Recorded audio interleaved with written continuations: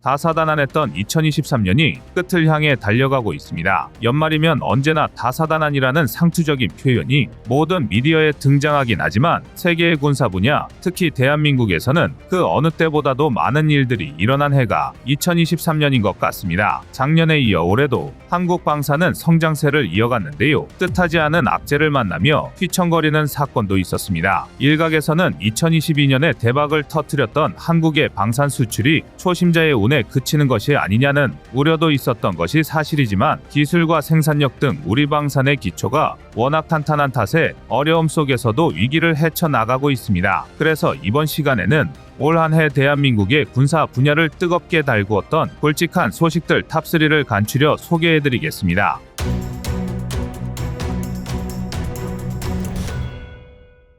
벼랑 끝에 선 KF-21이 그야말로 기사회생했습니다. 초기 양산 물량이 기존의 40대에서 반으로 줄어든 20대가 되어 우리 공군의 KF-21 전력화 차질과 수출 가격 경쟁력 약화 등 엄청난 피해가 예상됐는데요. 다행히 최근에 반영된 국방예산안에 초도 물량 40대를 상정한 예산이 반영되어 한시름 놓게 되었습니다. 첫 시제기 공개 이후 시험 비행을 거치며 거칠 것 없는 탄탄대로를 걷던 KF-21의 앞날에 먹구름이 낀 것은 지난 10월이었습니다. 한국국방연구원 카이다가 사업 타당성 조사를 하면서 KF-21 사업 성공 가능성에 의문을 제기했습니다. 공대지 무장 분리 시험 같은 성능 검증이 완료되지 않았다는 등 기술적 완성도가 낮다는 이유를 들어 초도 물량 40대를 20대로 축소해야 한다고 밝힌 것입니다. 만약 카이다의 방안대로 결정이 되면 공군 전력의 공백은 불가피하게 될 상황이었습니다. 우리 공군은 박물관에나 전시되어야 할 F4,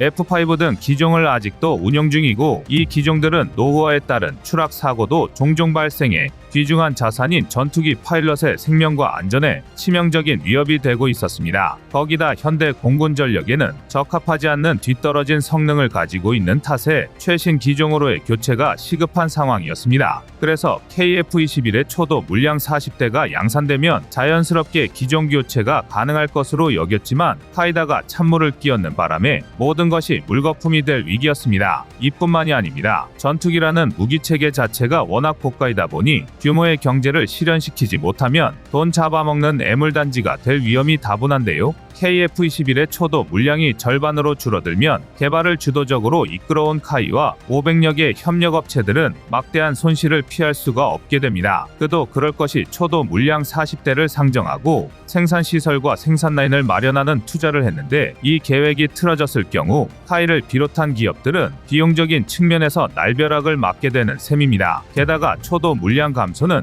KF-21의 제작 단가 상승으로 이어지고 이는 다시 가격 상승으로 이어져 KF-21의 대당 가격이 F-35와 큰 차이가 없게 되므로 수출 경쟁력은 거의 상실한다고 봐도 과언이 아닙니다. 카이다는 국방부 산하에 있는 싱크탱크로 한국의 각종 무기체계 도입 사업에 관한 소요 검증과 사업 타당성 조사에서 중추적인 역할을 맡는 국책연구기관입니다. 그런 기관이 KF-21의 순조로운 개발을 도와주지는 못할 망정 정당성이 희박한 근거를 들며 오히려 회방을 놓자 군 내부를 비롯한 각계각층에서는 의아함과 황당함을 넘어 분노를 표출하기 시작했습니다. 여론이 악화되자 카이다는 한 발 물러나는 자세를 보이며 초도 물량 축소에 대한 단서 조항을 달았는데요. 먼저 20대를 양산하고 후에 공대지 무장시험 등의 결과를 바탕으로 20대를 추가 양산할 수 있다는 방안을 내놓은 것입니다. 하지만 이런 방안도 KF-21 개발 사업 성공을 불투명하게 만드는 것은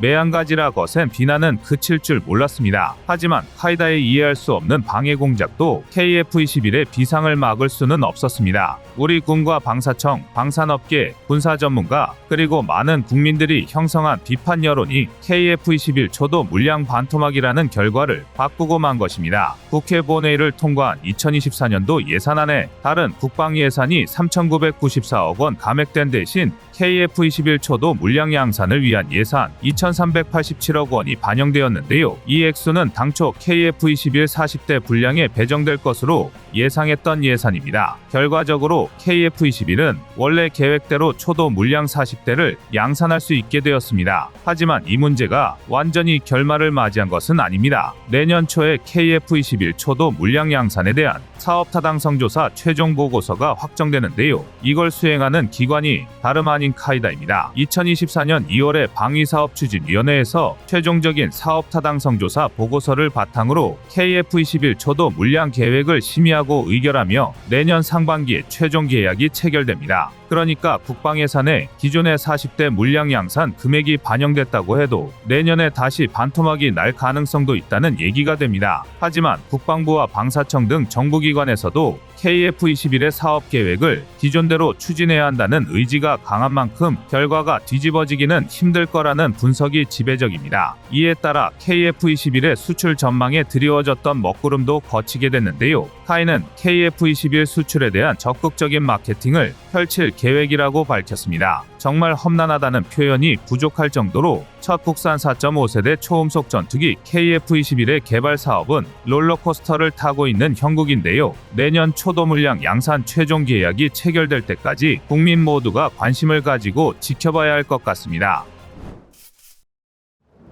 대한민국의 군사력은 세계에서도 손꼽히는 수준으로 성장했는데요. 어떤 군사 전문가는 만약 한국이 러시아, 중국, 일본 등으로 둘러싸인 동아시아가 아니라 다른 지역에 위치해 있었다면 그 지역의 패권 국가가 됐을 것이라는 평가를 내렸을 정도입니다. 하지만 이건 어디까지나 가정일 뿐이고 우리의 안보 현실은 그렇게 녹록하지가 않습니다. 가장 큰 실질적인 위협은 휴전선을 기준으로 군사적 대치 상황에 있는 북한인데요. 재래식 전력으로는 북한이 우리에게 어떻게 비벼볼 수 있는 처지가 못 됩니다. 그러나 결코 무시할 수 없는 북한의 전력은 휴전선 인근에 배치된 장사정포, 방사포 등의 화포와 핵무기입니다. 사실 북한의 핵무기는 실제 사용하려는 용도보다 미국의 군사력 투사를 대비한 위협용으로 보는 분석이 많습니다. 하지만 언제나 예외는 있기 마련입니다. 만약 실제로 북한이 핵무기를 한국에 발사한다거나 혹은 꼭 핵무기가 아니라도 미사일, 장사정포와 방사포 등을 발사하려고 할 수도 있는데요. 이런 명확한 징후가 포착됐을 때 선제 타격을 가하는 개념이 킬체인입니다. 그리고 이 킬체인의 핵심이라고 할 수 있는 것이 군사정찰 위성이라고 할 수 있습니다. 한국의 정찰 감시 능력과 자산은 항상 북한을 압도해 왔는데요. 지난 11월 북한이 군사정찰 위성을 탑재한 우주발사체를 쏘아 올리면서 심각한 우려를 불러일으켰습니다. 게다가 12월 18일에는 고체 연료 추진 ICBM, 즉 대륙간 탄도미사일인 화성 18형을 시험 발사하는 도발을 감행하기도 했습니다. 12월 18일에 발사까지 합하면 북한은 2023년에만 ICBM 시험 발사를 5번이나 한 셈입니다. 더군다나 화성 18형은 기습적인 발사에 유리한 고체 연료를 사용하기 때문에 더욱 위협적이며 이번 발사에서는 고각으로 발사했지만 정상각도로 발사했을 때를 추정하여 계산하면 15,000km 이상 날아가 미국 본토를 타격할 수 있을 것으로 분석됐습니다. 이런 도발은 대한민국은 물론이고 동북아 전체의 안보의 불안감을 조성하는 악영향을 끼치는데요. 특히 북한의 군사정찰 위성이 제대로 된 성능을 발휘한다면 우리나라는 눈뜬 채로 북한의 공격에 꼼짝없이 당할 수도 있다는 주장이 제기됐습니다. 하지만 그런 우려는 얼마 후 우리의 군사정찰 위성이 성공적으로 발사되며 곧 사그라지고 말았습니다. 지난 12월 2일 10년 동안 1조 2천억 원의 예산을 투입한 4.25 사업 중 1호기인 군사정찰 위성이 성공적으로 궤도에 진입한 것입니다. 이로써 대한민국의 킬체인 역량이 비약적으로 상승하게 됐습니다. 4.25 사업은 고성능 영상 레이더를 뜻하는 사위성 4기와 전자광학 2호 적외선 IR 탑재 위성 1기 등 총 5기의 정찰 위성을 의미합니다. 최근 발사된 우리의 군사정찰 위성은 2호 IR 위성으로 내년 상반기 중 한반도 정찰 임무에 투입됩니다. 2호 위성에는 첨단의 고성능 광학 적외선 카메라가 장착돼 낮에는 광학 카메라로 목표물을 정찰 감시하고 밤에는 적외선을 활용하기 때문에 시간에 구애받지 않고 한반도를 고해상도로 샅샅이 들여다보는 것이 가능합니다. 2호 위성은 단점도 존재하는데요. 카메라를 활용하는 방식이라서 기상 여건에 따라 성능에 제한이 따릅니다. 그러나 향후 전자파를 투사하여 반사된 신호 데이터로 이미지를 얻어내는 사위성도 쏘아 올릴 예정이기 때문에 크게 걱정할 부분은 아닙니다. 그동안 우리 군은 군사정찰 위성이 없어서 미국에 의존할 수밖에 없었지만 이제는 4.25 사업의 군사정찰 위성을 통해 독자적인 정찰 감시 능력을 획득하여 안보와 전력에 큰 보탬이 되는 것은 물론 선진국들과의 우주개발 경쟁에 진입할 수 있는 발판을 마련하게 되었습니다.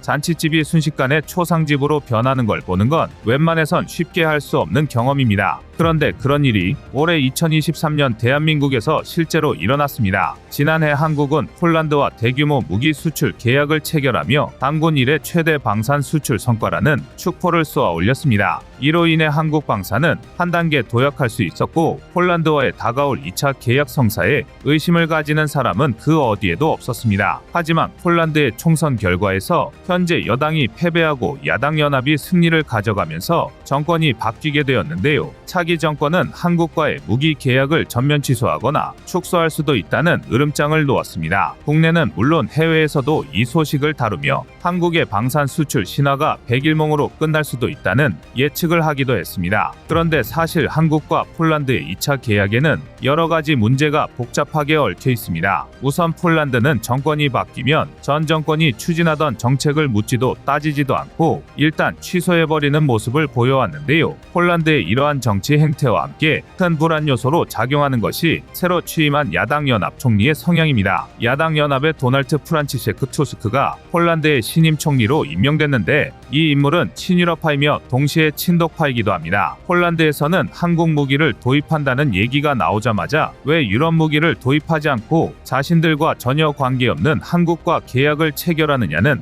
반대 목소리도 꽤 있었습니다. 러시아의 위협에 대비해 가장 빨리, 가장 저렴하게, 가장 효과적으로 자신들을 무장시킬 수 있는 나라가 전 세계의 대한민국밖에 없다는 사실을 모르는 무지에서 비롯된 반대였습니다. 정권이 바뀌자 이런 주장은 힘을 얻기 시작했고 친독파인 신임 총리가 한국과의 2차 계약을 취소하고 독일에 무기를 도입할 수도 있다는 예측은 꽤나 합리적이기까지 합니다. 그러나 폴란드 국민의 거의 대부분은 한국과의 무기 계약을 이끌어낸 현 정권의 국방정책을 지지하고 있는 것으로 나타났습니다. 또한 한국수출입은행의 금융지원 한도 제한으로 K9 추가 수출 물량이 처음보다 줄어들긴 했지만 152문 추가 계약도 성사가 됐으며 금융지원 한도에 관한 법률도 해결될 기미가 보이고 있어서 그렇게 비관적인 상황은 아닙니다. 2차 계약 문제에 대해서 확실한 장밋빛 미래를 장담하기는 이른 때이지만 폴란드가 어떤 이유에서 처음에 한국 방산을 택했는지 그 이유를 다시 생각한다면 결국 답은 한국뿐이라는 것을 깨닫게 될 것입니다.